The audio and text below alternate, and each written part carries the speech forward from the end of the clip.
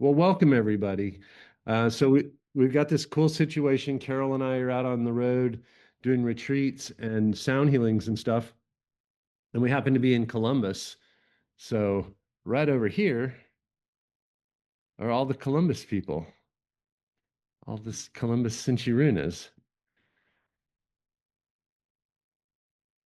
And we're at Kimberly's place, Arcana, in Columbus, except Kimberly isn't here. So this is fun. Okay. All right. So today, what I want to hear from you guys about how your practice is going. I have picked up on some themes that when I read your reflections and the messages that you're sending to me, um, there's some themes developing. And so what I plan to do today is adjust the practices just a little bit to address that, is what I'm trying to say. Sorry, I'm a little spaced out because I've been sick for the last few days. I'm just barely getting back on my feet. I'll try to be more articulate. So, I guess the first thing I want to talk about today, well, let me do this. Before we start, does anybody feel like they want to share something about how their practice is going? Any big issues that they're coming across? Anything that they're noticing? Anything that would be helpful to start the conversation? Or I can just start telling you how I want to adjust things. What do we feel like? I'm waiting for your feedback.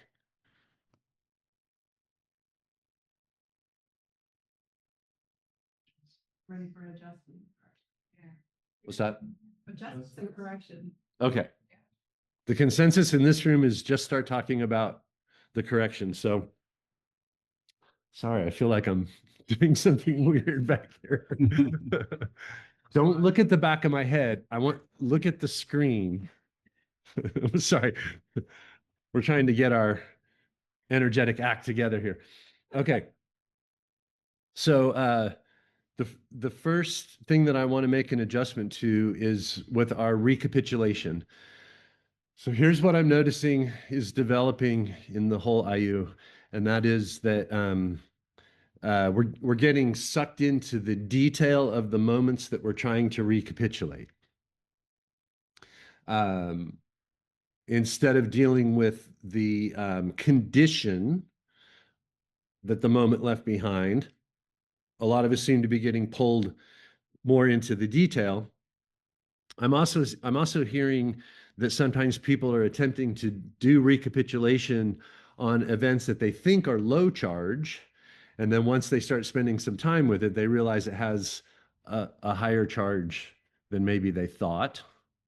Okay, so what I want to do to address both of these, because this is actually now pretty common, this is happening to almost everybody. Um, what I want you to do is I want to, for a little period of time until the next call, I want you to shift off from doing individual moments, and I want you to start doing them more as, think about them as pattern based. Okay. So notice things like, um, I have a pattern of needing to be right. And so each time I encounter a situation where I have the need to be right and it triggers me, I want to, let's look at that as like a whole thing. Okay. And start recapitulating the energy of when I think I need to be right and other people are resisting me. Okay. Does this make sense to everybody? Any questions about that? So here's some examples for you to get started. So the need to be right, the need to be seen, the fear of rejection, a sense of scarcity, lack of control, rescuing others has been coming up in your reflections. Isn't that interesting? The need to rescue other people. And then self-importance is another one that we can look at. They don't, I'm not saying limit it to these things, but those are some ideas. So look at the patterns that you're doing and kind of put them into categories and then recapitulate the energy of that category.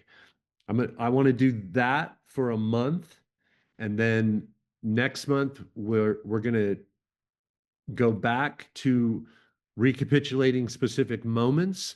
But when we go back there in a month, we're going to start doing medium charge interactions, which is going to keep you guys a lot busier because we have a lot more medium and high charge interactions than we do low charge interactions. I know some of you have struggled with, I don't have any low charge, I just have to do neutral. But that's been the right discipline so far to not get into anything big. So let's shift it to pattern, recapitulate patterns and the condition that it leaves you in when you're triggered by one of those patterns. Let's do that for a month. And then when we come back, we're going to up the ante for our recapitulation. Okay? Everybody good on that one? Yeah. In general recapitulation. With this specific thing. So the way I know I'm done with low charge stuff is that it stops, like I stop kind of caring about that low charge thing. Same thing. Did everyone hear Melissa? Raise your hand if you did not hear Melissa. No. Okay. So what she's asking about when we're doing recapitulation, when do we know we're done? Right? My thought is that this, since this is a pattern, is like low charge stuff, I know I'm done because like I've stopped caring about it, but Okay. it's a pattern. It feels like that's gonna be a lot. Yes. Okay. I got you now. Okay. So here's the nuance. With low charge stuff, Melissa feels like she knows when she's done because it gets boring. She gets tired of doing it. It does, which is the key that it's worked and you can stop doing it. Right. So that's good. This is going to be different because we're working on patterns. We're not going to resolve that pattern all at one time. And so how do we know when we're done? So I just do it for like no more than 10 or 15 minutes. The thing to notice is how long is it taking until it gets boring? And if we just keep going from one thing to the next thing to the next thing to the next thing, like why is that such a pattern with me? Why is the need to be right something that gets triggered over and over and over again? Right? Because in the pattern, we're the common denominator. If it's happening between me and 20 other people, it's probably not 20 other people's issue. It's probably my issue. Make sense? But I want you to start being aware of the charge that that kind of interaction is having, right? The energy loss from that leftover charge. Everybody good on that? Any questions? Yeah, Losh, don't forget to unmute. Yeah. So Okay. I guess so when I sit down, am I thinking I'm moving away from a specific event? So am I just like generally thinking, I'm trying to figure out why I'm so I fear-based. And then I begin it. I guess it sounds rather kind of random or abstract versus when you have a specific event you're dealing with, you're just trying to pull up something, in general that you think might be low charge, a general just, character, a characteristic or manner, or So yeah. you're asking about the adjusted version of it? Yeah, the adjusted. Could you run through a specific Sure. example? Like So how you go about doing it? so I'm going to start today's recapitulation practice. And so before I start, I think about what has been triggering me a lot lately. Okay. So right, I want you to start paying more attention to uh I've really been acting from a place of scarcity And that's come up for me like 4 times in the last 2 days or whatever. Okay. Or my need to be right, or something about my identity, right? Just look for the pattern thing. I, Okay. so Lash, the reason I'm making this adjustment is I want to pull us away from detail for a little bit. Okay. Because in your reflections that everybody's been offering, which are so helpful, by the way, please keep doing that. I do stop and read them. Um, uh, I'm noticing people getting sucked into detail, and I want you guys to be really aware of the condition it's causing. Okay. Okay, so for 1 month, I'm just going to make that adjustment. Just look for the things that are patterns in our lives, and start working on recapitulating the result, the effect of that pattern. I have this pattern. It causes me to feel and think and act and react like this, and that's what I'm going to recapitulate. Okay. All right. Got it. We're just Yeah, I apologize to everyone for, I don't want to get too distracted here. I probably should have asked about this earlier, but when I do my recapitulation, I actually detach pretty quickly and I almost feel like I become like the observer. And uh-huh. I'm wondering, am I getting lost in the exercise, almost like, like a meditative observer on an action? Is that where we want to go, or am I getting sidetracked? Do you feel like you're retrieving the charge quickly and then you go into observer? I almost feel like I, yeah, almost like let go of the charge. So rather than retrieving, I Well, let go of the event or the incident and the charge that it's caused. no, you're doing it right. Okay. Yeah. I mean, first it has to become unimportant. Okay. Yeah. All right. Want to make sure I wasn't getting lost. Thank you. No, you're not. No, you're not. It's just it doesn't. You're not doing something that's holding much of your attention, which is the right place to start. Okay. Right? If it were a bigger issue, it would hold your attention longer. It would take you longer to get to that point where you just naturally switch into the observation mode. Okay. Got it. Um, I think maybe Losh brought this up in one reflection. I can't remember whose reflection it was, but somebody was asking about the importance of using the exact words and the exact movements and all of that.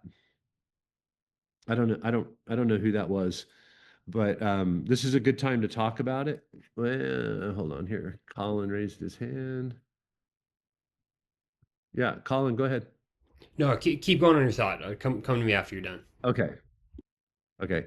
Um, it's very important that the breath, the head movement, the words that we're using, I want them to be exactly that. No variation. Don't get lazy about it. I want you to do exactly that. On a technical level, what's happening here is that we're creating a new neural pathway. So we want that to be as precise and accurate as possible, because we're asking this new neural pathway to override a previously established neural pathway. That one has been worn in. That's in a deep groove. We have to make a new neural pathway and wear that one in as deeply so that it can replace the old one. And if you do it precisely the same each time, what's going to happen is that you'll develop an expectation that doing that causes a certain thing. It elicits a certain response. You get a certain reaction. You get a certain kind of energetic like recharge from it, right? So we're really training the brain right now to master this. Does this make sense to everyone? Yeah. I noticed that, and this doesn't happen every practice, but it's becoming more common for me, is I feel like I go into a trance. Okay, come up here. Hold on a second. We're just working this out. I feel Come, you got to get on my camera because that one's muted. That's silly. Okay. Yeah. I feel like I go into a trance state, Mm-hmm. and it's like nothing's happening. Like I'm saying the words and I'm doing the motions, but I'm just like, I don't realize it until I come back into myself. Mm-hmm. Is that normal? Well, it can be. Okay. I've had that same experience. Yeah. So Did everybody get that? Yeah. I I I think what's happening is that's how long it's taking to reclaim the charge. It's like what that I think what you're experiencing is the use of that new neural pathway. Now you don't need to pay attention to it. It's becoming a subconscious new thing. And so you go into that space and you don't come out of it until that charge has been reclaimed. I'm not Yeah. there. And then I come back into myself and I'm like, whoa.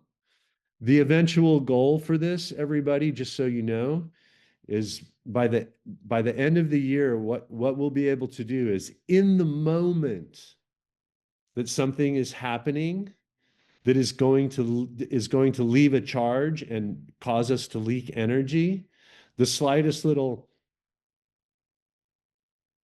is good. Okay. What we're doing is we're reverse engineering something. Here's an interesting fact. When you're a little kid, when you're a little toddler, and you touch something hot for the first time. Let's say you reach out and you touch a candle, and your natural reaction is this. You pull your hand back and you tuck your elbow into your side like that. From now on, every single time you get burned, you could burn your left toe, but on a micro expression level, you did this.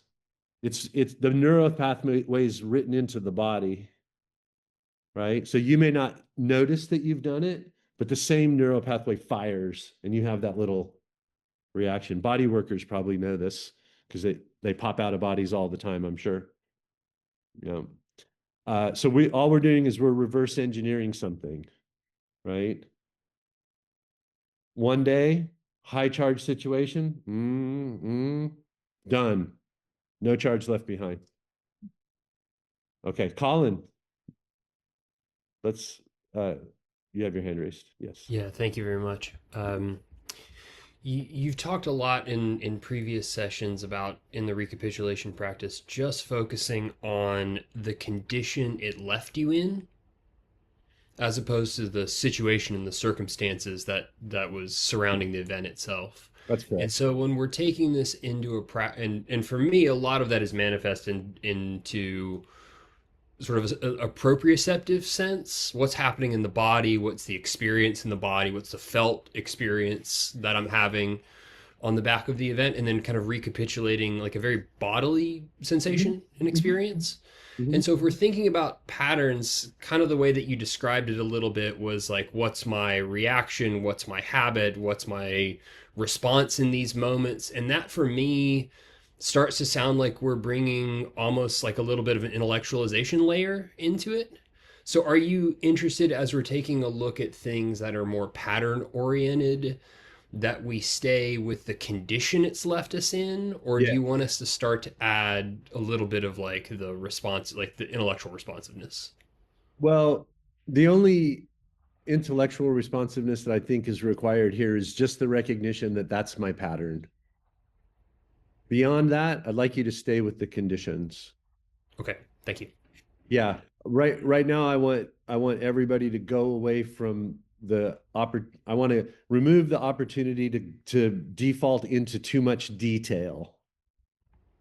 Because the detail is just going to get us all wound up again. I said, she said, I said, he said. It's just going to get us all wound up again, right? What we're dealing with is like I get super frustrated in those kind of situations. Now I'm dealing with the energy of frustration and how the leakage that causes, right?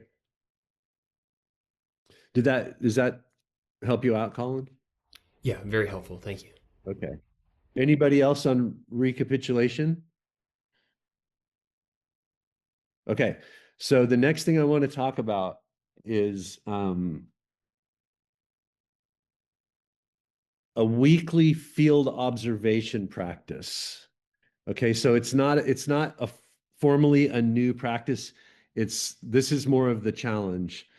So remember when we talked about walking and um, I said I wanted you to become aware of your energy field while you're walking, the same way you do when we're doing Samincha Kui, and you put your awareness on your pokpo, and then you look for density. Remember, that whole thing. You guys have all been doing it. I watch your practice logs. I know you're doing it.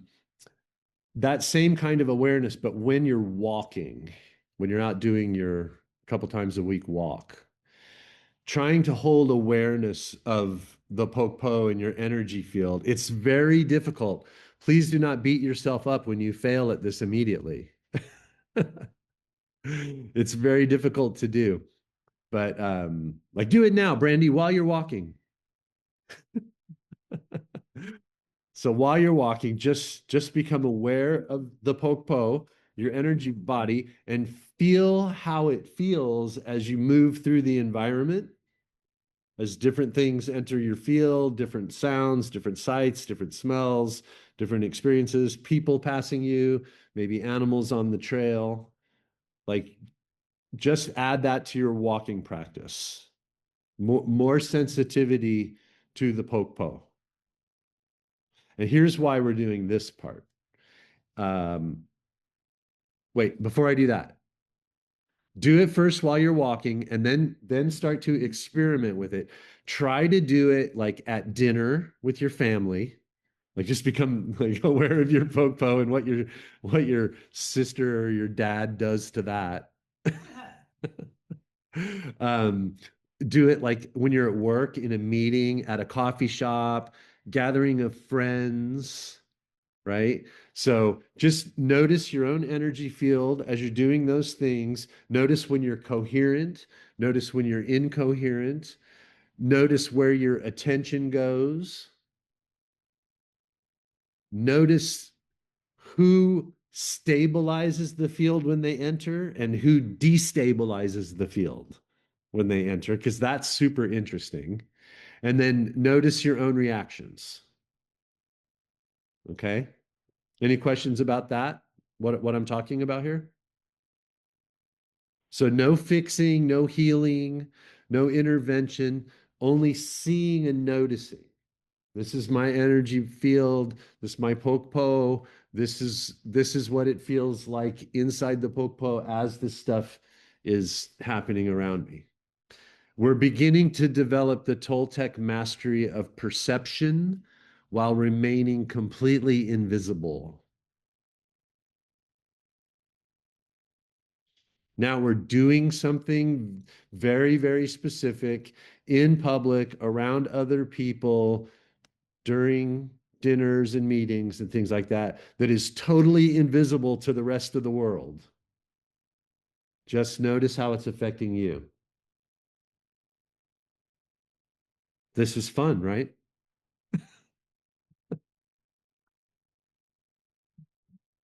This is how this is how Toltec masters get 5 steps ahead of everybody else. This is how you start learning how to read energy. Energy is predictable because it's lawfully governed. If you can read the energy, you can predict where the energy goes. Hi. Question? So more of a comment really, because as I've been doing my walking practices, I thought that this was what we were already supposed to be doing. Oh, yeah, it's fine. So, but I did notice that I spend a lot of time in my head. So going through the practice of actually feeling into the pokpo really took me out of that place. And there's still, like, I still have to come back and do the whole no judgment thing. Oh, I see myself going back in. I just restart and try and bring attention back to it. But for everybody else that might be out there that loves to live in their head with, constant talk tracks and things like that, I found it helpful. Yes, thank you. Good job. I mean, that's what we're trying to do, right? We're trying to control our attention, where we're placing our attention. And if we're off in our head all the time, we're just leaking. So if that level of awareness is helping you, that's exactly the right thing to keep doing. Awesome. Thanks. Excelente. Okay, so the reason that I'm doing this little bit of awareness adjustment here is because I'm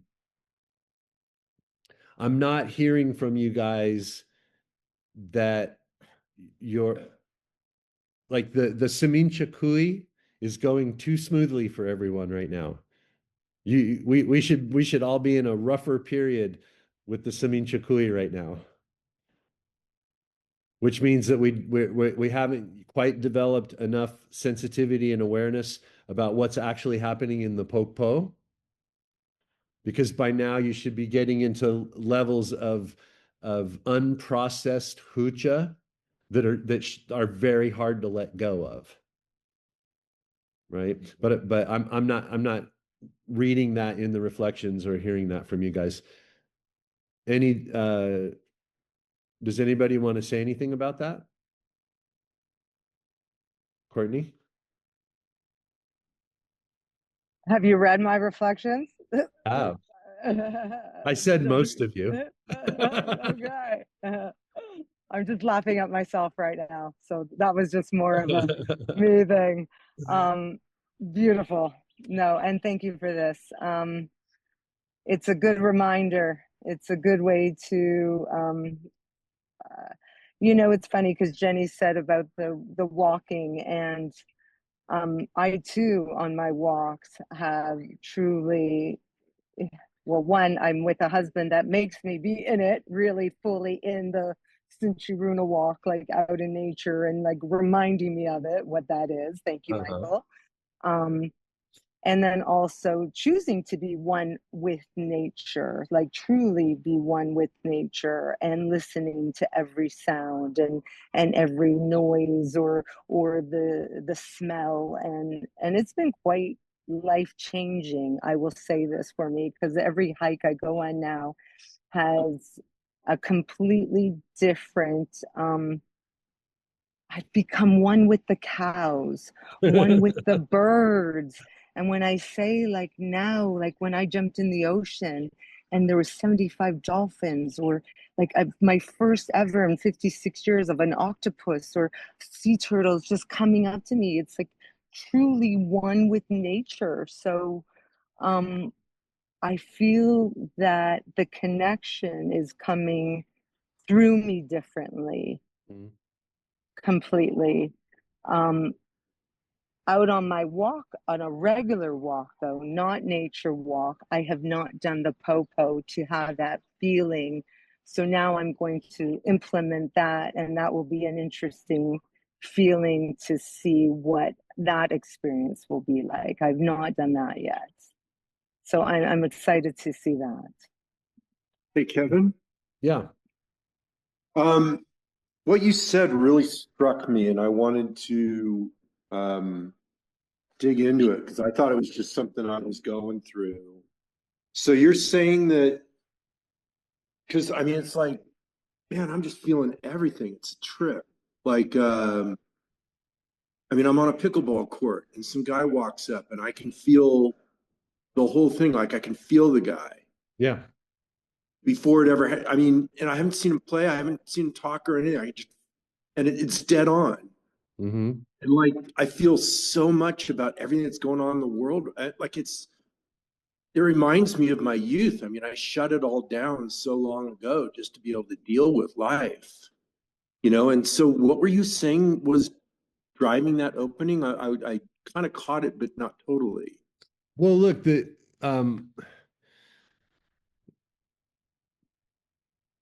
human beings, so think about this. How sensitive were human beings before we had language to express ourselves to each other? If you look in the wild, animals, they can totally communicate with each other.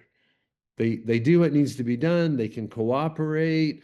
They can make adjustments to living patterns. Like you don't need language to do it. And human beings went through a long period of evolution where we were pre-linguistic. We had to know how to read every subtle thing that was happening around us. Yeah. We have that ability. Yeah. Yeah, it's layers of it too. It's like my clarity and my awareness. Like even thinking and like dealing with, it's just, That, I thought something was just going on with me. I didn't realize it was part of this process. So what was driving that? Yeah, because I missed where you said, "Hey, nobody's saying such and such is happening." oh, well, what I was commenting about was that we're we're we're not yet sensitive enough to our own poke po, because by now we should start getting into clearing heavy, dense energy from the poke po, hucha. We should be now getting to layers of release that are much more difficult. And that's where I'm at. That's what's Yeah. happened. And so what I want us to do right now is, since for some reason we're not getting there, I want to do this exercise as a way of increasing our awareness of our own poke po. More attention on, this is me, right? And this is how things affect me as they come and go in the environment, right? So I want us to get more aware of our own poke po. Yeah. Because we need to be doing deeper levels of cleaning, and for some reason it's not difficult enough for you guys right now. Yeah. I just want to make a comment, Todd. I'm feeling the same exact way that you are. Yeah, what I'm saying is, man, it is difficult. Like right now, that's what I was trying to get at, is like, I'm trying to figure out how to manage like all that's at me right now. Like it's a lot. Releasing the density of it is getting difficult. No, just the awareness and having like there's just a lot going on, and it's a lot to take in, and I'm just not used to managing all of it. You will get used to managing all of it. You're just getting a lot more information, and that's really that's the mastery we're trying to cultivate. There's a lot more information out there than we've ever been aware of. If it's becoming overwhelming, just back down on the practicing a little bit. Yeah, I feel like I want to back down as much as I just want to get better at dealing with it, Well, then deal with it. Yeah. All right. I don't have a better answer for you. If you want to go there, then you're there, right? Yeah. All right. I just wanted to check in with you because when you said that, I went, "Oh shit, that's me," and then I didn't realize that's where it was all coming from. So I just wanted to dig in. Thank you. Sure. I want to hear from you about this, Michael, but first, Carrie has had her hand raised for a minute, and I want to, but I'll circle back around and then. I was just going to add to that. We were just having that conversation about, do I want asking the question when those things come up? Do I want this to land in my body? Oh yeah, yeah, okay, yeah. Carol just saying that to yourself, and it's like, no. Yeah, Carol just brought up a conversation we were having over breakfast about, by now the Sinchi Runas should be experiencing the sensation of, in the moment that something's happening, I'm making a decision about whether or not I want that to land in my body. And just like in the moment, we're just going, nope. And it's just not a problem. Like that should be happening to all of us at this point. True? Yeah. We're at that point. See, all that stuff that you used to just hold on to because you thought you had to. And here we are just 3 months in, and we're making the decision in the moment. No, not going to land in my body. Just not going to do it. Yeah. It just happened in the car today. Melissa said it just happened in the car today. Stopped us, and I was like, I don't want to recapitulate that, so I'm just gonna let that go. We're just by doing these simple practices in a disciplined way and being consistent with them. Look what's happening. 3 months, we're already here. Whereas many of us couldn't make that decision just a few months ago about what's going to land and what's not going to land. We're working toward mastery. We're getting there. Carrie, talk to me. Yeah, I'm sorry about my camera. I don't know why it's not working. So sorry you can't see my face.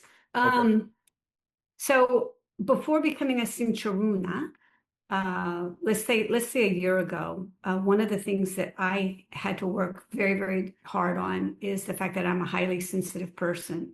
So I can absorb people's energy like nobody. So I had been working on, and I went to the opposite extreme of blocking everything all the time, which wasn't very healthy. So before joining and becoming an apprentice with you, I found a way where I was learning how to be within my own body and holding my energy fairly well. And when other energy came, I could let it pass through. Okay. And so here's an example of just this morning. And so now I'm kind of worried, am I holding hoocha? And I don't realize it. So I'm about to start a remodel. So I'm living in Home Depots and Lowe's. Right. So that's crazy for me, number one, to have to go into a store like that. But I am holding, before I walk in, I'm like really preparing myself, and I walk in and I feel the energy. And sometimes I have to turn my head, and then I just, take a breath, and I don't process it. I don't let it go in my mind. I just breathe and I just continue with what I'm doing. Do you think I'm avoiding and I'm holding hoocha? No, I don't think you're holding hoocha. I think you are. I think you're avoiding the amount of information that's coming to you just because you're that sensitive. You don't have to take on or absorb the energy of other people to just read it and predict which trajectory it's on, what direction it's going. So for you, the mastery is slightly different, because what you need to learn how to do is to recognize and read the energy of situations and how the energy is affecting your poke without holding on to it. Because that's what you're worried about, is holding on to it, right? I didn't think I was. I thought that basically what I've been doing, and this is kind of what I had to do in my brain first, is I had to say, does that belong to you? Is it your business? And the answer is 99% of the time, no. And so Yes. I've learned to let it go, right? And Touch that's me. kind of my life. So yes, I'm doing it right. Yes. It's none of your God, business. It's none of your yes, business. It's just going to leave a right, mark. It's not worth it. right. Okay, then I'm okay, You're right? okay. Yeah, I think you're Okay, thank you. Does it, anybody else have a? I have a request. Okay. Because I'm taking notes, but I have some anxiety that I'm going to do it wrong. Can you send out a list of corrections so that we make sure we? Yeah. Don't worry. Yeah, I'll when I put out this recording, I'll put my notes. Be present, but I also want to make sure I'm getting the information. If you're going to tell me I'm going to send it later, I can relax. Yeah, I can even repeat it to you. I can let you read my notes. Yeah, I'll put the notes in the comments with this video. That'd be great. Sorry. Okay. So in the very beginning, I kind of like felt into my popo, and it sort of felt leathery and impermeable. Mm. So I think in all of my like energy practices, I learned a lot about protection. And in that, it's really difficult for me to bring stuff in. But I think it's also difficult for me to let stuff out because of that. Okay. So I do have a lot of trouble with that practice. Mm. I've been trying to not necessarily correct and just keep practicing. And even though it doesn't always feel like I can bring in or let out, I'm just in like observation mode of my poke. Okay. And it's been interesting, because at first it started out with like the leathery texture, and then it like expanded really big, and I felt almost like it was like a balloon. And so it's still, I know this is strange to explain it this way. No, it's fine. It almost feels like rubbery. Okay. So when I feel into it, I haven't been trying to correct it. I've just been trying to be in it and allow. So what I've been sort of focusing on more is bringing in the Sami, because that's easier than letting go of the Hucha. Like I have a very hard time releasing just as much as I have a hard time bringing in. Yeah. Okay.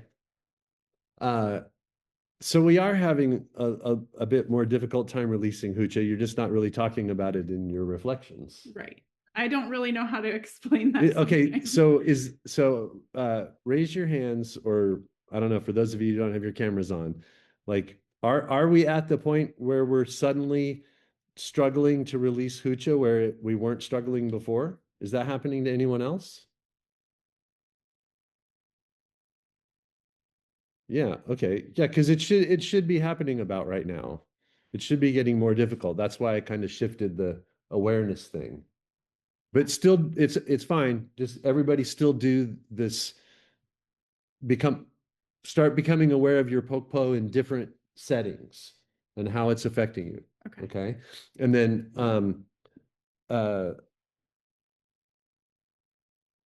let's talk about a leathery, rubbery pokpo for a minute, because this is good. This is important. In the Andean way of viewing energy, what's most critical is that energy doesn't stop. The whole concept of Aini is circulation, right? We want energy to be circulating through the Pokpo and down into the Pachamama, so the Pachamama can refine the energy and move it back up in the frequency scale till it's Sami again, Kausai ready Sami, so that we can absorb it again. As long as the energy is circulating, hold on, let me let Catherine in. As long as the energy is circulating, then we have the potential for optimal health. As soon as it stops, we reduce the potential. So good, bad, indifferent, it doesn't matter. Energy doesn't have morals. Energy is just energy. It's amoral. All we want to do is keep it circulating, keep it circulating, keep it circulating. Don't you don't have to not investigate the energy of an unpleasant person or an unpleasant situation. There's a lot to be learned there. It's just you don't have to wear it. You don't have to let it land in your body. There it is again. We don't have to let it land in your body. We can still get the information and do the energetic flow of situations without letting it stack up. So we want the popo to be permeable. Like that's the goal. Just be patient. It'll happen. Okay, this is part of my concern with some of the conversations that are common in our culture is that, we're told to protect yourself, protect yourself, protect yourself. And that, I'm sorry, that's not how human beings are designed to function. That sounds great, I guess, for energy workers and massage therapists and people who have the responsibility of interacting with other people. But if we're in this protective mode, how do we get information about the person who's on our table? We just need to be concerned about the quality of the engagement with that person, prepare the field in advance so that it organizes around our coherence, and then whatever, hucha or dense energy or whatever's going on with that person, we can investigate it without holding it. Well, this is coming back for more. So noticing the energy and how it affects like the pokpo. I have this practice I've been doing for a couple of years now where if I can tell that it's an energy I don't want to engage with or absorb, I will like visualize cutting off that cord, that energetic cord, so that I'm not receiving that energy. Is that okay, or should I stop that practice? It depends on what you want. I would not do that. Okay. Because I would want whatever information is available to me in that situation. I want all that information. Okay. That's how I predict the outcome. Okay. Right? Yeah. You don't have to feel it and get in it and experience it and everything, but you need to be aware Like if that person has a weird energy, I want to know how weird is that energy Yeah. because I need to predict. You want the information. Yes, I need the information because I know that that energy is lawfully governed and that if it's like this now, it's going to end up here. Yeah. Then I make the decision about whether or not I want to engage. Okay. But I want the information first, and I want all the information first. Yeah. Okay. Don't close yourself off. Read it. Don't wear it. Don't hold it, but read it for sure. Yeah. Right. Yeah. Thank you. And then make the decision about engagement. Okay. Not in advance. So, but like, okay, yeah. So, but when I'm in an engagement with somebody and I can tell that it's not an energy that I want to allow to like reside. Yep, I within got you. Pokpo, Yeah. that's when I do like the visualization, like blocking myself. My reaction to it would be, yep, I got that energetic information. I know where that's going. Yeah. So I'm changing it. Okay. I'm gonna, yep, I know that, but I'm going that way. Okay. Right. But you can't know to do that without getting the information. Right. So don't worry about cutting it off. Okay. Essentially like protecting myself from absorbing it. Yeah. What do you mean by I'm changing it, Kevin? Can you just like elaborate on that a little further? Yeah, because you can, who was that? It was me, Scar, Michael. Good. Yeah, you had your hand raised. You're next anyway. Okay, so if Michael, you and I are having an interaction, and you don't like where I'm going with it. You're reading my energy and what in the whole situation, my energetic responsibility in that situation, what I'm putting into it, and you can now predict where that's going. That has a certain trajectory, right? That's when you do the exercise we're going to talk about in a minute, the attention reset exercise. You go there, I got that. That pulled me off. Attention reset. Where do I want this situation to go now? Now that I have this information, where do I want it to go? And then I play the energy of where I want it to go. Yeah. And I've done it with coherence. So I've forced the relational field to organize around my coherence. Now, what I want, or what in this situation, what you want to have happen is more coherent than the energy I'm putting in. So you win. It goes your way. Right. I got you. Okay.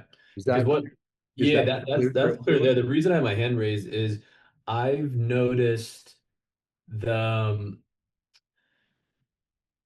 kind of resonates with saying like allowing it to reach your body. And what I've noticed, at least my interpretation of this, is in certain scenarios where there's energy that's I don't know, doesn't feel good, feels like kind of a little yucky is like the best way I can describe it. What I've noticed in myself though is that there's a part of me like I felt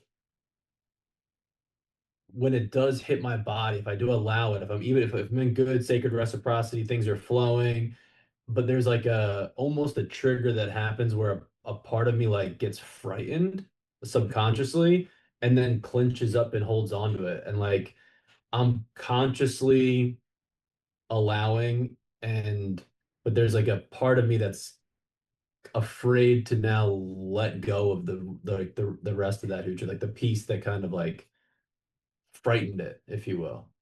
Does that make sense? I think so. I think what you're experiencing is sympathetic resonance. If you have the energy of that kind of situation already in your body, in your memory, in your emotions, in your subconscious mind, like you're feeling it being activated.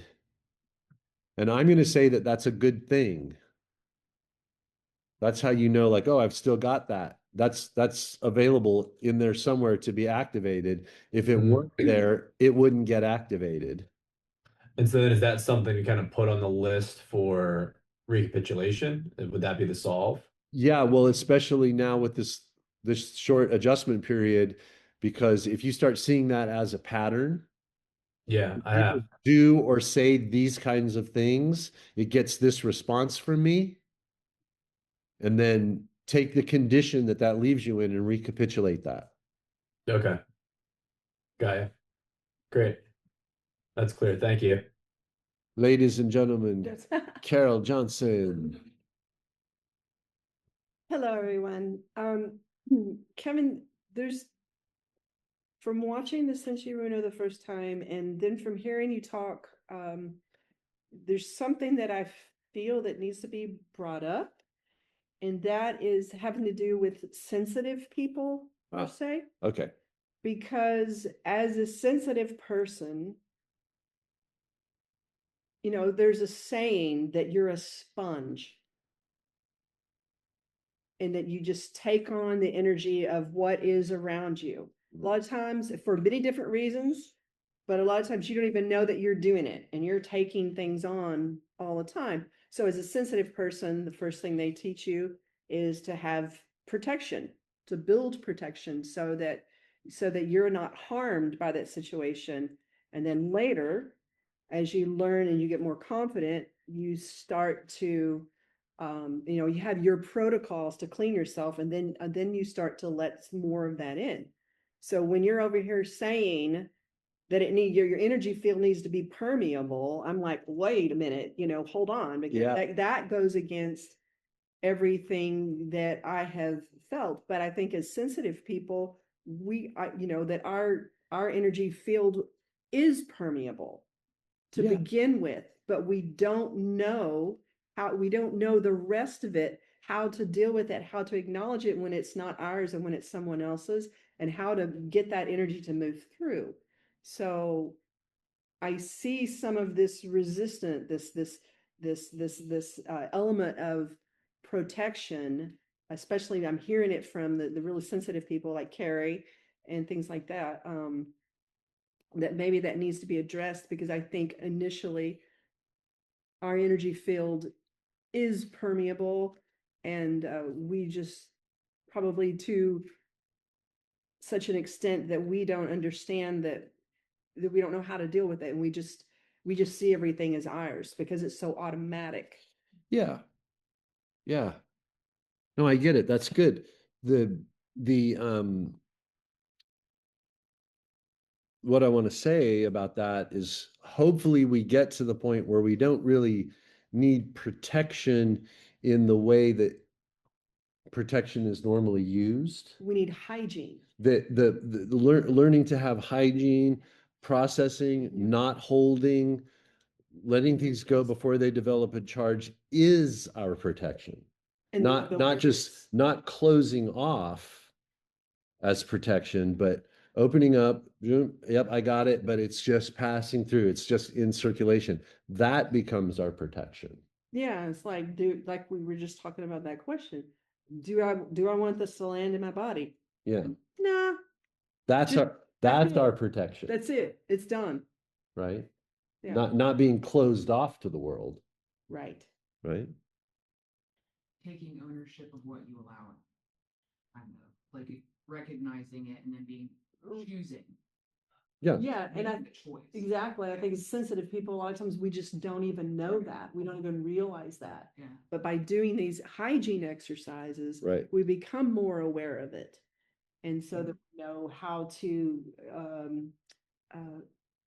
command the energy, you know, and master it. Keep all the energy circulating so that it's not stacking up in our system. Yeah. That's the goal. I'm sorry I'm not raising my hand, but gosh, you've nailed something. I want to share this too, because when I was going through my process. Wait, who is this? Are you on camera? Yeah. Oh, it's oh, there this is Carrie. I'm sorry, my camera's not working. Okay. You start holding a lot of fear because you've blocked everything, and then you start isolating, and then all this fear, and then you're like, what the heck is going on with me? And then you have to start addressing your fears of not being protected. and then exactly what Carol was just saying, you don't need protection. You need to find your way that you understand that. And I'm sure it's different for everyone, but once it happens, it's very, very nice. It feels very good. I hope if anybody else is struggling, that yeah. Yeah. And the more that you have that fear, the law of sympathetic resonance and the law of attraction is just going to bring you more things to be fearful of. Yep. Yep. Well, and because this has been Thank you. this has been my struggle from the beginning. I just want to add, like, I think that that's what happens when we're not coherent and we're not able to like fully see all of the things that are coming at us when we're sensitive, and it feels like it's just so much, and because we leak so much energy and everything is just so chaotic, the best method that they've taught us is protection.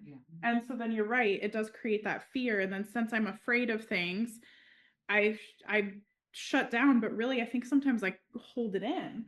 Yes. At least the result, right? The condition it left you in. Yeah.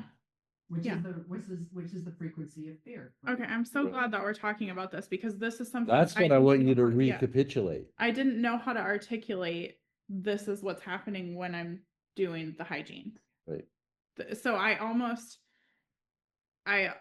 lean more into basically all of the other practices more than, and I thought I was just doing it wrong, or I thought it wasn't working as well because I was like, well, maybe I just need to sit on the ground and then that's how I can release better. But I've been struggling. Which practice is struggling? The recapitulation or No. the Samin Chikui? Yeah. The hygiene. The hygiene. Yeah. Okay. Yeah. Okay. I'm done. Are you clear? Yeah. Claro, The- claro, claro. Thank you. Oh, Kevin, this is Carrie again. Can I Yeah. say one more thing that I did when we started the apprenticeship? Recapitulation every day. I actually go do my cleansing outside in nature. Uh-huh. And maybe, you know, when you wake up, maybe to do that first for whoever that was that just was having the issue, maybe like, you know, do a cleansing, just go outside and do some cleansing before you even think about recapitulation or anything else. Because it's a good feeling to cleanse your energy first thing in the morning. And to get it circulating. Yeah. Right? That's a great one, Carrie. Thank you for that. Does anybody else have anything on this topic before we move on? Everybody's good on that one? So do we know, everybody knows that we're going to add that field observation, awareness of our own pokpo and how the environment is starting to affect that. It's very difficult. Please don't be discouraged. Eventually you'll get it. Carol and I were on a long, long hike the other day, and I managed to do it for a really, really long time. So I can tell you that with practice, you can really sustain it. But challenge yourself. Do it in your meetings and do it at dinners and all that kind of stuff. See what happens. Okay, moving on. What's that? Courtney. Oh, Courtney.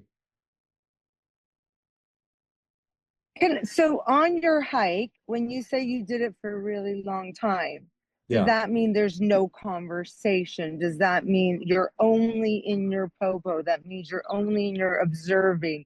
You're only one with nature. I just want to understand that, so I understand what you mean by that. Of course. Your camera went off here. Oh, I don't know why. I'm sorry. I'm Well, you figure in it out. Maui. You'll figure Yeah, it out. I got it. There you go. Here I am. Yeah. No, eventually you want to get to the point where you can hold that awareness during conversation, normal interaction. The mastery is when you're just invisible, you just look like you're doing it the same way everybody else is doing it, but there's still a part of you that's taking in all this information that's energetic. Yeah. So even during conversation, try to hold awareness of the poko. How's this conversation affecting my pokpo? Mm-hmm. Yeah. Yeah. Presence. Yeah, Mhm. this just popped into my head because of something that Michael said Michael, when you said when it reaches my body, right? Yeah. Okay, everybody, pay attention here. So in the Andean cosmovision, they have this idea that we are first energy, that at the moment of conception, there's a spark. Okay, that's our poke po. The poke po came first, and it took 9 months to make a physical human being inside that poke po. There is no difference between your physical body and your energy body. It's the same body. One part of it just vibrates at a slower frequency, and so we're able to identify it physically. But your body and your poke po are not two different things. The poke po is in and through every bit of your body.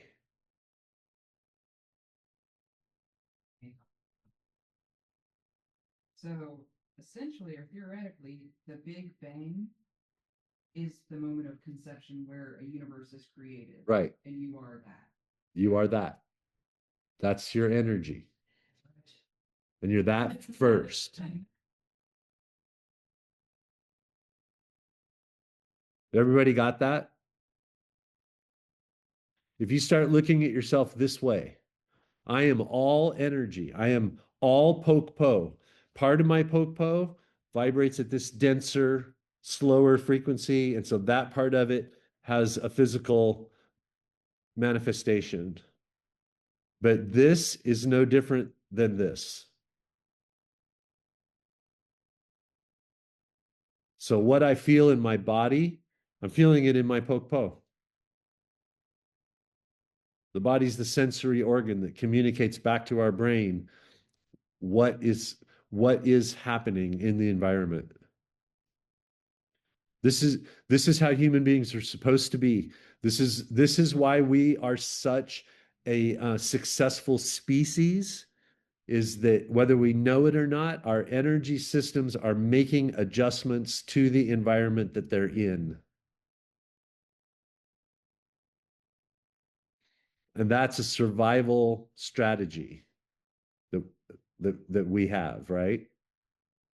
That's why every once in a while we have to get back out into nature and let our sensory systems recalibrate and harmonize with the frequencies that they're supposed to be harmonizing with, not the world of steel and concrete and glass and mirrors and right angles and electrical grids and electromagnetic fields.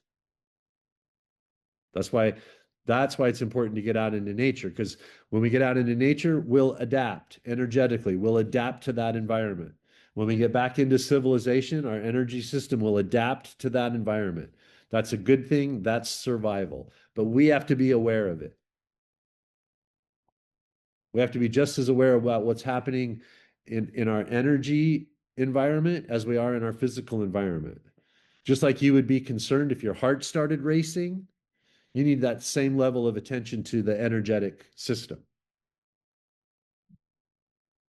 Claro? Everybody good? Everybody clear on that one? Okay, good.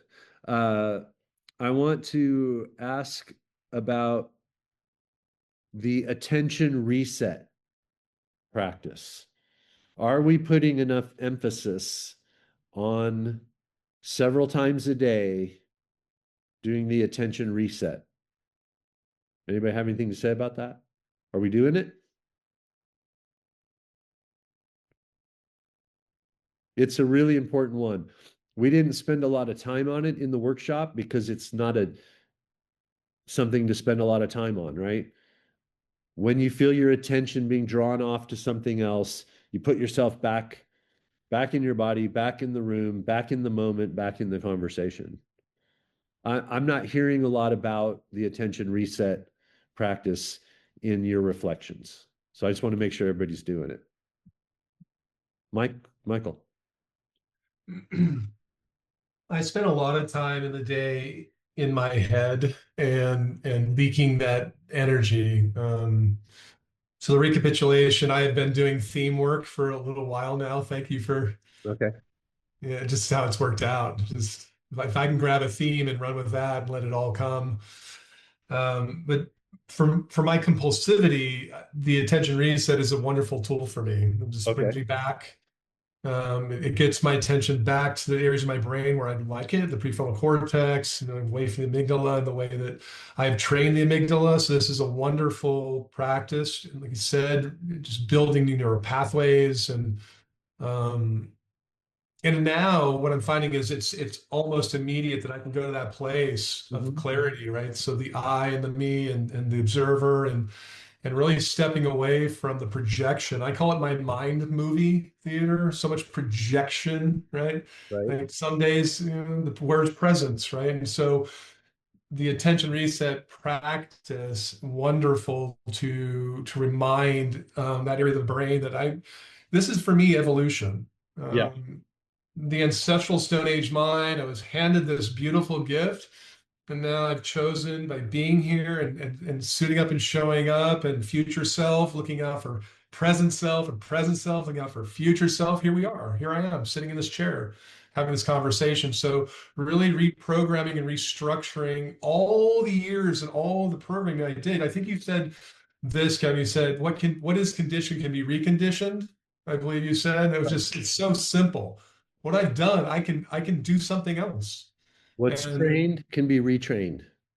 beautifully simple, and it's true.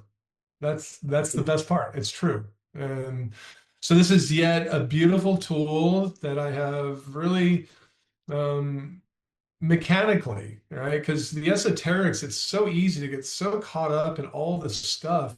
Here we are, pragmatic humans, taking this opportunity and applying a tool Right. that has, again, given me a straight shot to that area of my brain of calm and clarity and observation, coherence. Really, really starting to feel the mind and the heart, and then the nervous system all kind of working together without all that leakage. That's what I'm finding, that the here and now is where coherence lives for me. Perfect. Four or five very simple practices that have been proven over time. We're making huge progress in very short amount of time.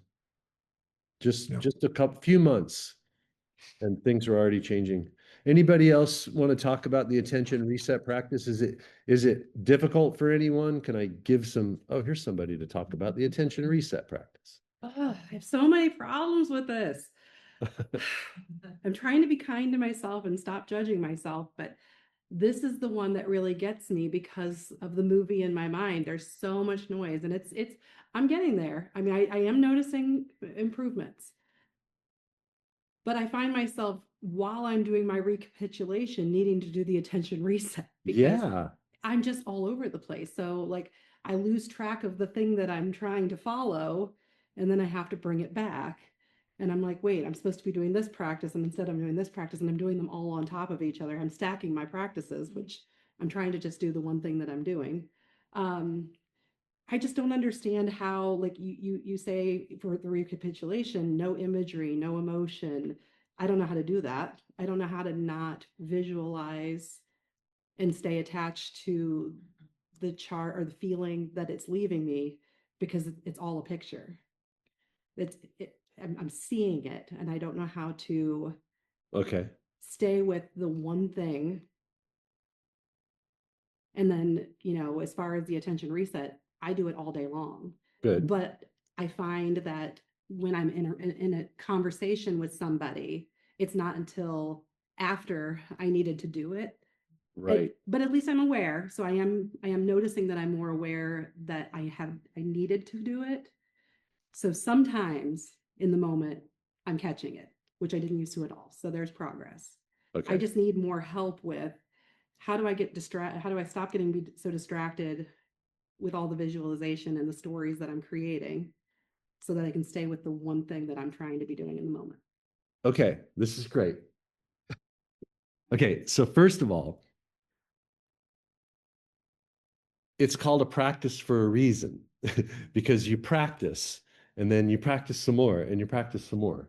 And you trust that you're developing the skill to hold your own attention. Even like no matter how many times you fail, as long as you're able to pull your attention back, then now you've won. That's a win, right? Don't get worried about the fails, my attention went off. That's diagnostic. Oh, look, my attention goes over there. Pull it back. That's a win, right? It's not a problem. Even in like traditional meditation practices, they tell you the practice is you meditate, you fail, you start over. You meditate, you fail, you start over, right? And pretty soon the amount of time that you can meditate before your mind wanders off increases just naturally because you've practiced and trained it. Yeah. So we're doing the same thing here. Yeah. I think I struggle because I'm like, am I bored with this, or am I overreaching in the things that I'm recapitulating because I need to do the attention reset? If you're bored enough with what you're recapitulating that your mind starts to wander off, then stop recapitulating it. If it comes up again tomorrow, like, oh, okay, I didn't finish, recapitulate that same thing. If you get bored, just stop doing it. Go, you're done. That's as much as you're going to do that day. You don't have to get 100% every time you recapitulate something, right? Yeah. Just pull back as much charge as you can. I got bored. I started thinking about something else. I'm done. That means I'm done. But sometimes I'm already thinking about something like, I mean, it's quick. Like the next thing you need to recapitulate, you go. That's how much we have. That's how much stuff we have. It's not a problem. Okay. Right? Thank you. Yeah, you just keep doing it. Yeah. Don't worry about stacking that practice. I want the attention reset to get to be so second nature for us that in any situation, I can immediately just go zoop and I'm back. Right? The benefit of taking the steps of finding your breath, locating your contact point, all of that, that's time. You're buying time between your experience of something and you reacting to it. You're giving your brain 3 to 5 seconds to go, okay, wait, what do I want to say? What do I want the outcome to be? What's the trajectory of this conversation based on the energetic information that I've been taking in, right? It's just time. You're just buying yourself time. Think how good the world would be if everyone waited 3 to 5 seconds before responding. Does this help? Okay. Anybody else want to talk about attention reset? No? Okay, come up here. I don't think there's a question, but I actually found what we were talking about with Simichikui, as far as the resistance. I actually found that more with attention reset, the deeper we go, because for me, I'm hitting on like deeper wounded imprints, it seems like, when these kinds of things come up. So if I'm in a live conversation and something is triggered, as people like to say, and before you respond, you're taking those 3 to 5 seconds to come back into your body, come back into the room, anything to like not blast all of that at the person, right, and project it onto them. So you're moving that energy through you and then observing, your own self, and what can I say that is aside from this, like putting that imprint aside in order to address what's going on currently. Right. But I feel like the more that we get into this practice, the deeper those like core imprints are, so the stronger those emotions are. And the harder it is to remain coherent in the situation because of the strong charge of the things that are triggering you. Yeah, that's what's going to happen. That's peeling back the layers. Yeah, the stuff that we got to in the first few weeks or the first month, that's the easy stuff, right? And we're dealing with that. That's not an issue. That's not an issue. Oh, here's a big one. This one's got a real big charge, right? Yeah. And it's still big. Some of the stuff I've been working on for a couple of years, even before Sinchi Runa, and it's still there.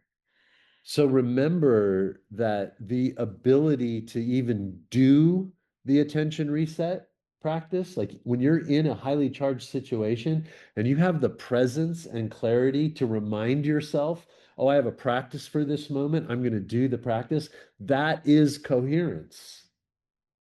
That is you being coherent instead of letting yourself become subject to your subconscious impulse. You're mastering that. You're like, no, I'm not doing that. I'm going to get my stuff together and control where this is going. Yeah. So I don't want to deal with I see how that story progresses. Like, oh, this is going to turn into a fight later. Right. And then we're both going to have to, oh, I didn't mean to say that. I said that in the moment. So instead, you're going to do the attention reset, get yourself back in the moment, and do in this moment what is going to take the thing where you want it to go so it doesn't leave behind a charge and it doesn't need to be recapitulated. It doesn't need to be apologized for. Exactly. Yeah. Yeah. That's coherence being developed. And then there's one other slightly tangential, but still related to the practices. So a lot of us, we talk about forming those energetic bonds and having to like recapitulate. And sometimes that can happen when you are, for example, I was on a walk with a friend. We both have a mutual acquaintance and we both had separate experiences with this acquaintance that left us realizing like how we've given away our power in certain moments when we haven't stood up for ourselves or said no.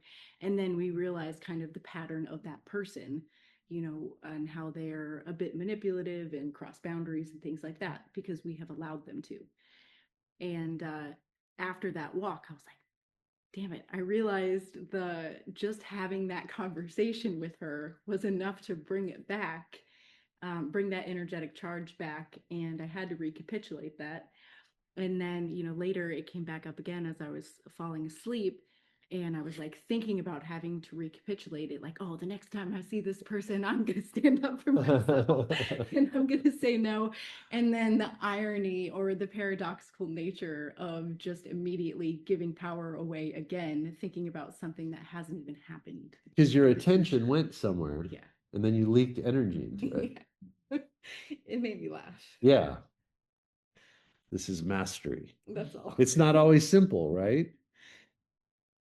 It's not. The whole world of energy is very nuanced. It's very layered, right? That's why we're trying to understand first mastery of it in ourselves and learn the laws, learn to predict what's going on. And once we've mastered it within ourselves, then we're going to turn it on the world. Yeah.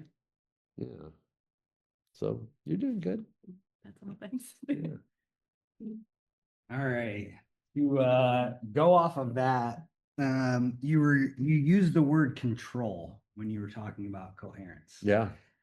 And I'll just use my example. I was in a pretty heated conversation with a relative, and I was sitting there very much in the attention, reset or just being present and just watching myself like want to react or want to say something, but still being in that moment and trying to show me the picture. Practice coherence, right? Okay. But there was a point, and in your, I just lost the app. It talks about having a sense of righteousness, a calm but superior position, and a feeling of being more coherent than the other person. That this is not actually coherence, right? It's control. So, and what's the direction? What's the direction? To stop. Stop. Right. Right. Okay. When you say stop, just stop the practice. Yeah. Because I could kind of feel myself like, in a way, almost baiting the person. You're like, I'm going to sit here in silence and I'm going to listen to you. And then when you give me my turn to speak, I started speaking and the person immediately was like reacting or trying to defend themselves. And then I was just like, sounds like you have communication issues. So there was this moment of like self-righteousness that I witnessed. And so you're just saying, just stop it completely in that moment. Stop doing that. Yeah. Yeah, for sure. Right. Yeah. It felt good for a good 10 minutes. I felt like I was being coherent, but then all of a sudden it was like, oh yeah, here's my opportunity to. You probably were being coherent, and then you got full of yourself, high on supply. For sure. And that's when you become incoherent. Yeah. Now you're injecting interference into the field, and the field is going to become very chaotic and unpredictable. Yeah. Right? Because now your relative's sitting across the table from you going, you self-righteous little right? Yeah. Oh, there were some words. Yeah, that you were exchanged. injected that energy into the field, not them. Okay. Cool. So that's when you just got to just go or just stop. Well, just stop doing it because you feel so cool about it. Yeah. Right? Just get back to the actual, like, what is going on here? What's the truth? Yeah. What's the information? I'm not better than, I'm just paying more attention than. That's all you're doing. Okay. You're just paying more attention. You're not better. No. Right. Okay. For sure. So if it's because of identity, if it's you feeling superior about it, well, stop it. Yeah. Cool. Yeah.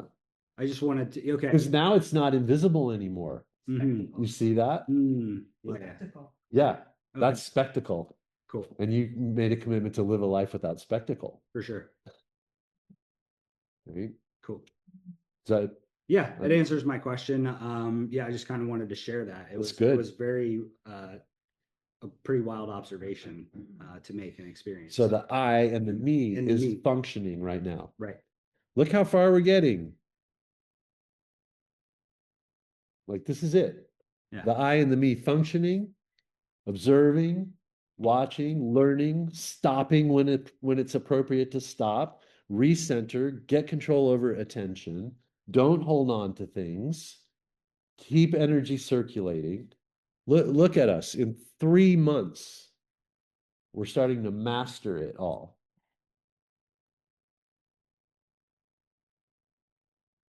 Anybody else? Yeah. Want to talk about that?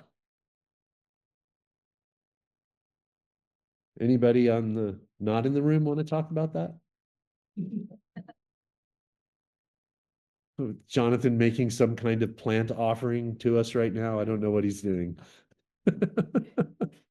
It's a 5-leaf clover. I just found it. Oh, okay.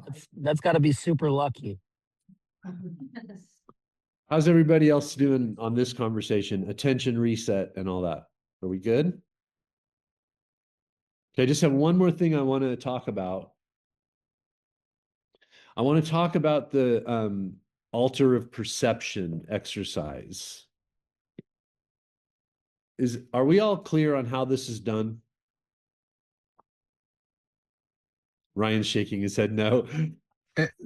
Kevin, this is the most frustrating one that is on the list. And that's why we're talking about it. I want to raise my hand and say, I feel overwhelmed by what should be a very simple thing.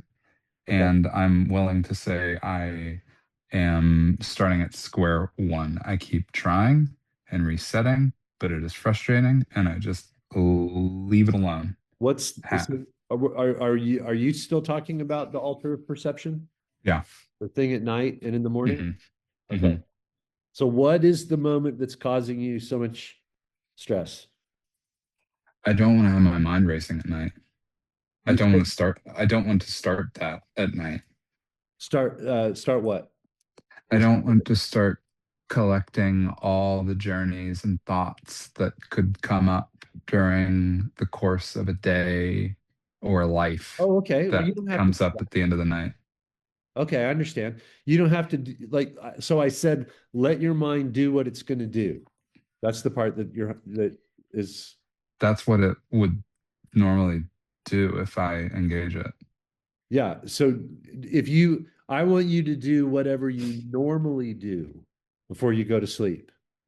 For some people, that means go through my checklist. What did I do today? What do I need to do tomorrow? Or it could be anything. Well, all I'm asking you to do is don't fight with your mind. Do you do whatever is your normal wind down process, I'm getting ready to fall asleep. I want you to go ahead and do that. And then but don't fall asleep that way. I want you to, right before you're ready to fall asleep, I want you to switch to the altar of perception? Yeah, I mean, I do that. Okay. Yes. So that's good. You're not doing, there's no problem with it. You're not, I don't want you to like try to get your mind busy with categorizing and compartmentalizing your day. That's not what I'm asking for. I'm just saying don't frustrate your mind by not letting it do what it wants to do. Got it. Right? Okay. So Kind whatever you do naturally, do that first. If you meditate, if you chant, if you listen to music, if you read a book, whatever it is, people have all different ways of settling in at the end of the night. So I want you to just do that. Don't fight with your mind about it. But then when you're ready to fall asleep, switch over and do the altar of perception. Well, I stopped meditating because you said we should stop meditating. But... Yeah. Fine. Don't meditate. Okay. And then all I want you to do before you fall asleep, visualize the undomesticated Ryan, the undomesticated Karen. Like, I'm not influenced by what anybody thinks. I'm not influenced by getting my parents' approval. I'm nothing. I am also a person that is not domesticated. I know all that stuff exists in me, but there's also a part of me that's complete Salka, undomesticated and wild. I just want you to fall asleep with that idea of yourself. Yes, yeah. I am domesticated. Yes, I am influenced and often manipulated by culture and what other people want, but I'm also still this wild, undomesticated person. That's how I want you to fall asleep. And then no engagement with your dreams, no lucid dreaming, no journaling your dreams, no trying to interpret them. Wake up in the morning, put your left foot on the ground, discharge any residual energy from your dream life. Now you're done. Go about your day. Don't forget to log it in your app. I've been saving. I'm sure you've noticed. I've been saving my logins. That's and fine. I log in after. Yeah. I'm not actually paying that much attention to your practice logs. I Great. mostly look at it if somebody leaves a really interesting reflection. Then I'll go back and try to get a sense of how much they're practicing. I don't have a judgment about how much you guys are practicing. It seems like most of you are doing really well. Thank you. You're welcome. Karen? Yeah, I like this altar of perception, definitely at bedtime, and I connect to being something I did as a child that I just loved, like, singing or doing cartwheels in the grass. And my question is, I've got a visual. Yeah. Should I be connecting more with the feeling? Because I find myself in a movie, watching a movie of me as a kid, and I kind of, oh, I used to love that, and I did that, and that made me super happy. And so now I'm playing this movie out, but it's more difficult for me to just keep with the feeling and not the activity. Does that make sense?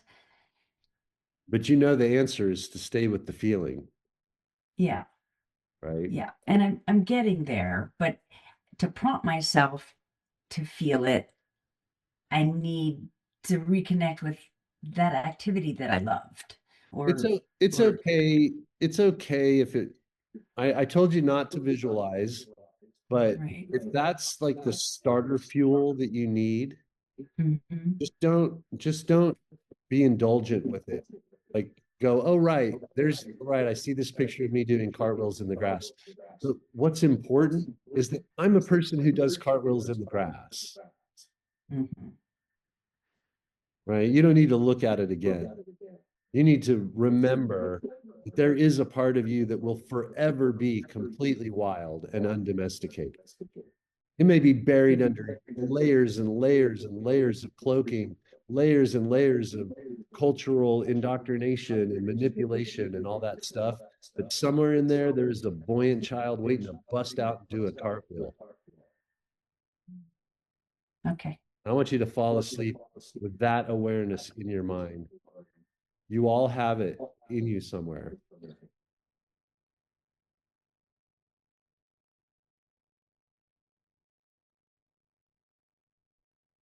Does that answer your question, Karen? Yeah. Anybody else have anything about the altar of perception? Okay. So everybody clear on the little slight adjustments that we're doing now to the practices? Any questions about any of the adjustments? I'm gonna either I'm gonna post my notes from today, what I wanted to talk about. I'm gonna maybe send those out in a message on the app. And then I'll also try to remember to include them in the comments when I put this video up online. And you can also remind me if I forget, send me an email saying, where's that stuff? All right. Well, this was great. This was a cool experiment to do with you guys, and super happy that you came down to Arcana. Thank you, Kimberly, for letting us use Arcana. And we'll do this in other parts of the country when the timing is exactly right. We'll connect with other groups in other places and hold these hybrid meetings. This is fun. Anybody have anything else they want to say or offer before we call it good? I have an app comment. Oh, great. I love those. Your app is amazing. Okay, Let's just, okay, great job. I got a little triggered there for a minute. You good? We back present? We breathing? Good. Yeah, good. Got your feet on the ground, your ass in the seat. I'm breathing. here. Perfect. Lay it on me. I cap out at 39 days. So I don't go to 40 days, 41 days. So my day streak is capped, and it just keeps dropping off a day from the tail end. So I'm limited. I can't go past anyway. I don't know if anybody else has got that going on, but mine goes past it, but I'll look into it, see what I can figure out. It's no big deal. Just you think yours caps? Yeah, I've noticed something fishy's going on. Is anybody at 39? It's at 39. Okay, so that's a known issue. So I have a slightly different app than you guys have, because I have the teacher's app that gives me the access to all your reflections and personal. So my version is different than yours. So I'll take a look at it, see if I can figure it out.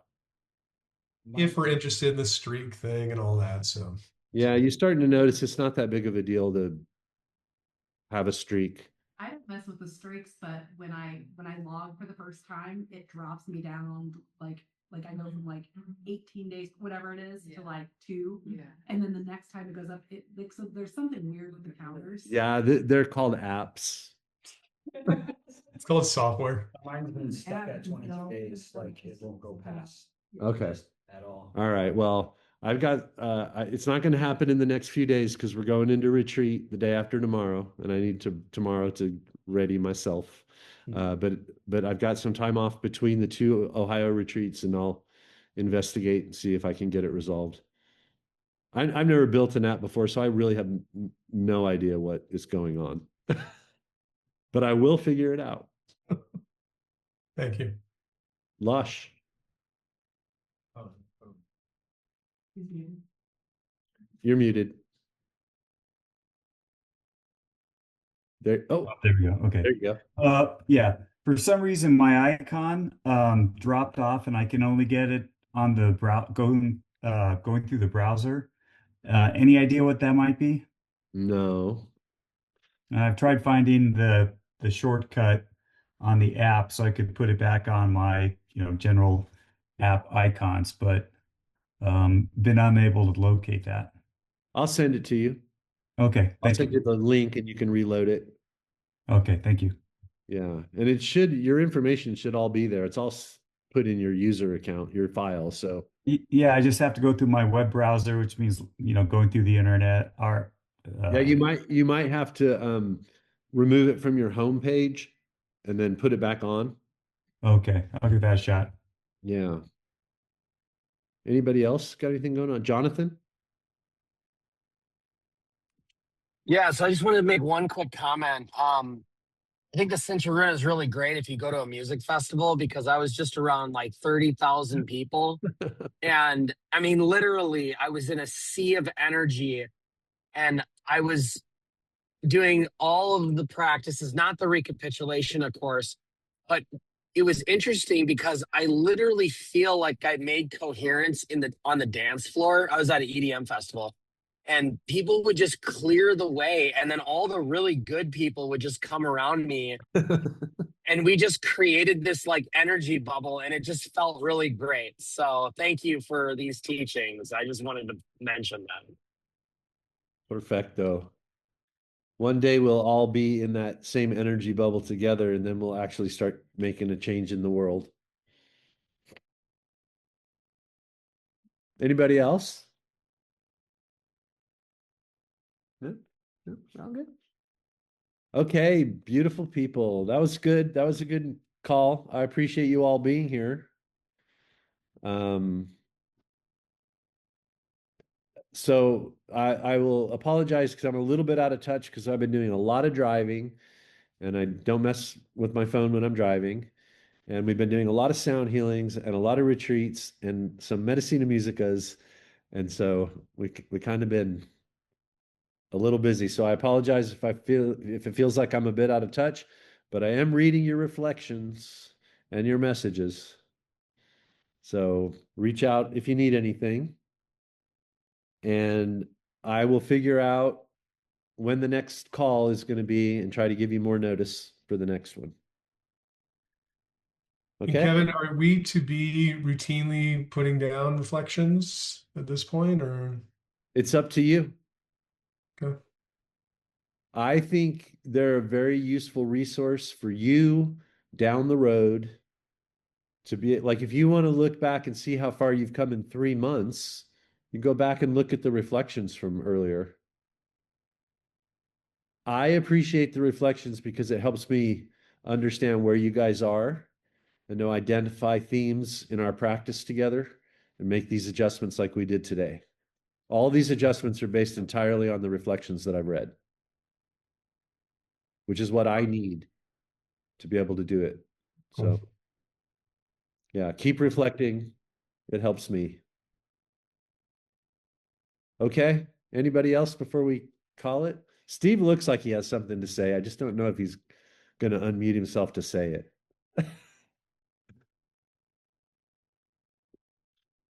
Is it unmuted now? You're Oh there. yeah, Well, all I know is that I've had a lot of challenges just staying on it because,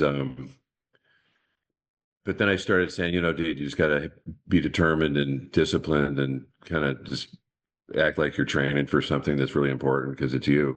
Yeah. And so it's like catching on. It's like I'm starting to notice a lot more about just the awareness as they come up. There's where I'm at and everything that's around me. So it's like, but not being folded into it. So that's kind of good too. I'm not getting dragged into it so much, but still getting dragged, but not as much. So digging it. Love the app. Cool. Looking good. So this brings up something good, Steve. Thank you for that comment because I want to tell you guys that if you look back at the student handbook, toward the end of it, you're going to see where I wrote for you that your practice is going to ebb and flow. Sometimes you're going to be really, really committed and be making a lot of progress and feeling really great about all of it. And then other times you're going to get distracted. You're going to miss days of practice. You're going to not feel as compelled to do it. It's not going to be as satisfying when you do it. Accept that as natural. That is normal. That's what we expect to have happen. You live in a world of energy. It has a shape. It goes like this. Some days you're really into it. Some days you're not so into it. It's okay. That's how it goes. You're not failing if it loses some of its shine for a few days and you get distracted and busy doing other things. You just return to the practice. right? Come back. It's not any Come kind back. of failure. Mhm. It's the law of energy. Sometimes you're in the peak, sometimes you're in the valley. Don't judge yourself. Don't get all down on yourself. Just start doing the practices again. It's simple. There's no drama. Unnecessary. No suffering. Don't beat yourself up. You're not failing. You're just riding the wave. It's all good. Love it. You got your whole life to practice this stuff. You don't have to finish it tomorrow. Yeah. Okay. That's a good place to stop it right there. You're all doing it. I love you guys for doing it. And we'll call it good right there. Okay, I'm going to end the meeting. We can hang out and talk. I'm just going to stop the recording.